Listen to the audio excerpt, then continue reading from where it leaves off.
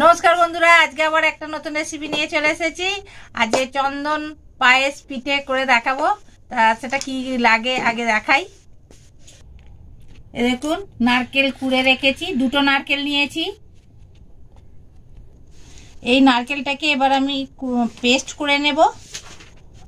গোবিন্দভোগ চালকে আমি ভিজিয়ে রেখে দিয়েছিলাম, সেটাকে তুলে ভালোভাবে শুকিয়ে নিচ্ছি। আর শুকনো মতনই হয়ে গেছে। এবার এটাকেও গুঁড়ো করে নেব।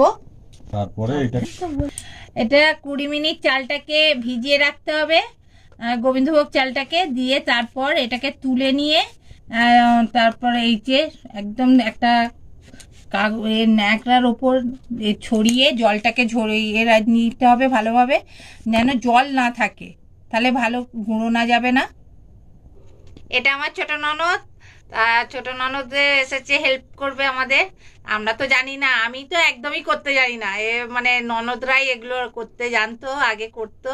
তা এখন ননদও এসেছে, ওই জন্য হেল্প করবে একটু। এটা কিভাবে করতে হয় সেটা শিখিয়ে দেবে। এটা আমার ছোট নন্দাই।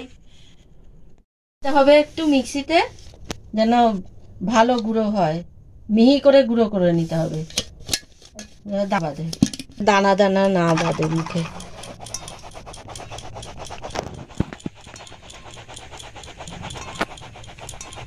সঙ্গে দিচ্ছি এবার এই নারকেল কোড়াটাকে এবার পেস্ট করে নেব।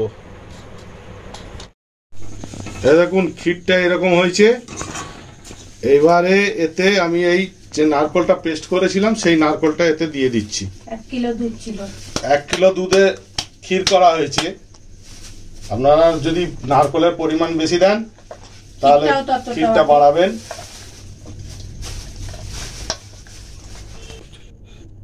পাঁচ পিস এলাচ শুধু ভেতরের দানাটাকে নিয়ে গুঁড়িয়ে এর সঙ্গে মিশিয়ে দিলাম। এবার এতে 250 গ্রাম মতো চিনি আমি দিচ্ছি। পরিমাণগুলো একটু ঠিকঠাক দেবেন। এবার এইটাকে পাকে আনতে হবে, যেমন মিষ্টির পাক আপনার নাড়ুর পাক হয়, ঠিক সেই রকম ভাবেই নাড়ুর পাকের মতোই হবে।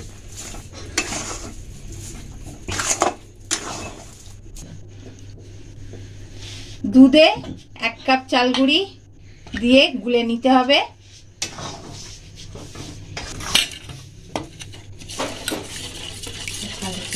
আমি পুরো ফুল ফ্লেমে এখন এটাকে পাক তৈরি করব। এটা নেড়ে যেতে হবে, না হলে পরে নিচে লেগে যাবে।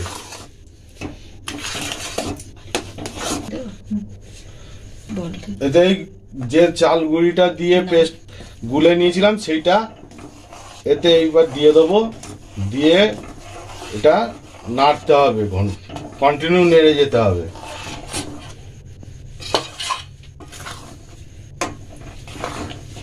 আঁচটা ফুল থাকবে।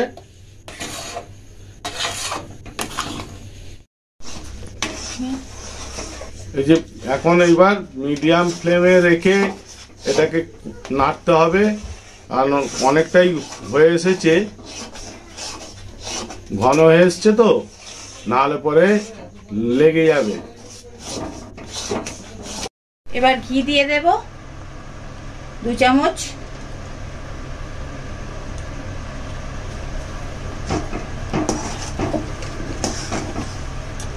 আর ঘিটা মিশিয়ে নিতে হবে। এই যে পায়েসটা, চন্দন পিঠে পায়েসটা এখানে এনে ঢালবে, তাই জন্য এই ট্রেটাতে ঘি মাখিয়ে রাখা হচ্ছে, এর মধ্যে ঢেলে দেওয়া হবে। আপনারা এরকম ট্রে যদি না থাকে থালাতে ঢাললেও হবে, বা অন্য কোনো জায়গাতে ঢাললেও এরকমভাবে ঘিটা মাখিয়ে নিতে হবে। এই দেখুন, এই যে কড়া থেকে ছেড়ে দিয়েছে পুরো, এবং যে তেল ঘি দেখতে পাচ্ছেন বেরিয়ে এসছে। এইরকম হবে, হলে পরে বুঝে নেবেন যে পাকটা পুরো সম্পূর্ণ হয়েছে। এবার আমি আঁচটা নিভিয়ে দিয়ে ঠান্ডা করতে নিয়ে যাব। এবার এই ট্রেতে আমি দেব। আপনাদের ট্রে থাকলে ট্রেতে দেবেন, আর যদি না থাকে তাহলে আর কি করবেন, তখন এটা থালাতেই দেবেন।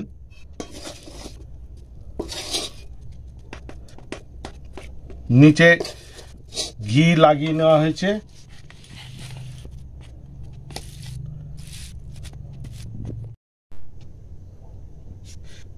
এবার এইটাকে আধ ঘন্টা মতো ফ্রিজে আমি রেখে দেবো, তারপরে বের করে কি করব দেখাবো।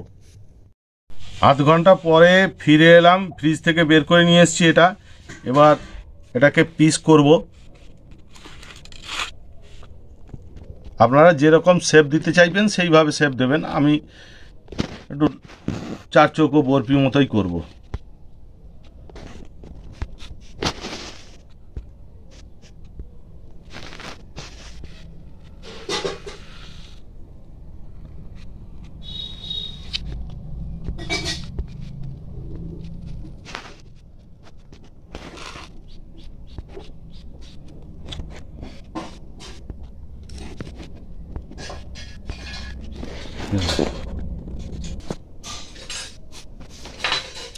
লম্বা করে আবার আরে কেটে নিচ্ছি।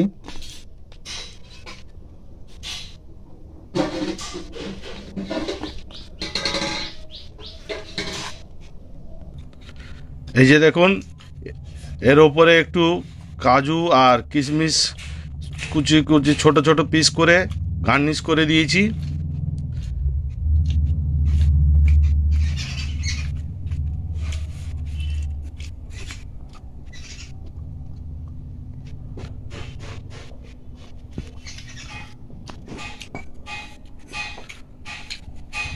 আপনারা একবার অবশ্যই এটাকে টেস্ট করে দেখবেন, খুব ভালো খেতে লাগে।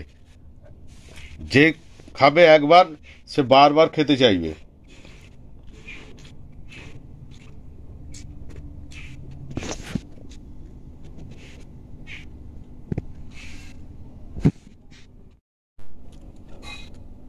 আমার এই ভিডিওগুলো সকলের কাছে দেখার অনুরোধ রইল। সবাই আমার চ্যানেলটা সাবস্ক্রাইব করে দেবেন, অতি অবশ্যই কমেন্টস লাইক শেয়ার করবেন অবশ্যই। নমস্কার।